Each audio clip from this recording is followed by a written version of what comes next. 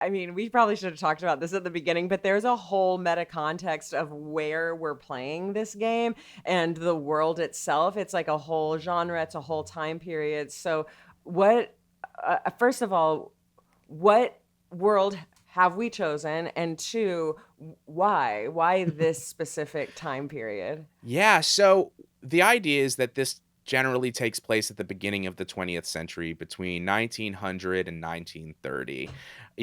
I think that the reason why people gravitate towards that time period is because in real life supernatural things were believed to be just part of the everyday experience for most people. It was the age of spiritualism.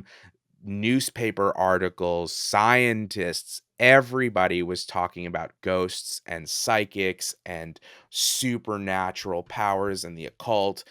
Part of it was motivated by the fact that in Egypt, the Egyptologists were just pulling these unbelievably amazing artifacts out of like the tombs that they were opening. And so the entire world was really focused on that. And then on top of that, you add the fact that from 1915, the beginning, the beginnings of World War One to the end of that decade, 1 in 5 people on the planet died either in World War One or from the Spanish flu.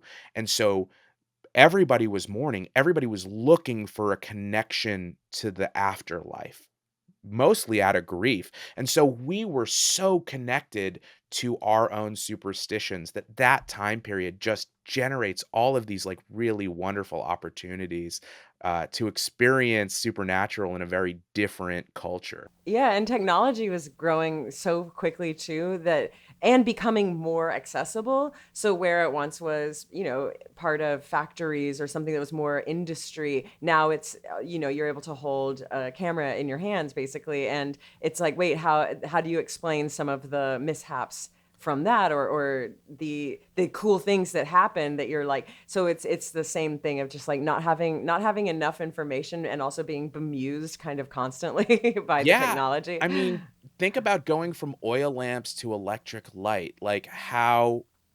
spiritually affecting that Yeah. technologic advancement is. And it like, how electricity, it goes out and then comes back on, and you're like, wait, but that a candle, I had pretty much complete control over it, or it was the wind. But electricity, that's magic. It shouldn't just stop and then start again. Yeah, and it was like, think about X-rays. Like X-rays Yeah. were everywhere at this point because they didn't know how dangerous they were. So you would go to a shoe store and they would X-ray your foot in the shoe just for fun to show you how your shoe fit.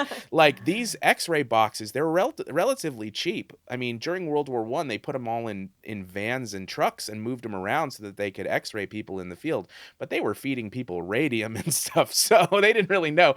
Yeah, but this technology, I mean, it was everywhere and it was like magic at the time. Another one is that radio and radio waves had just sort of become this massive technology.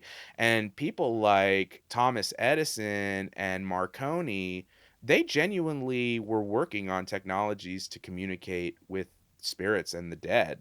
Thomas Edison worked on a spirit phone. Technology and the supernatural were really sort of intermingled at the time.